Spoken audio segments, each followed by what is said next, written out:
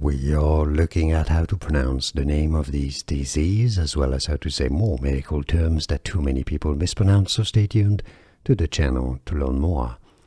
So this disease was named after two Frenchmen and one British scientist. It is to be said Charcot-Marie-Tooth, because the first surname is from French Charcot. Charcot, not Charcot. Charcot, silent T.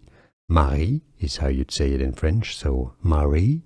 And Tooth is a British surname, so Charcot-Marie-Tooth Disease, named after Jean-Martin Charcot, Pierre-Marie, and Howard Henry Tooth.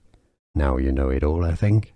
More videos for you here to learn more correct pronunciations. Like this video if you found it useful. Appreciate the support and thanks for watching.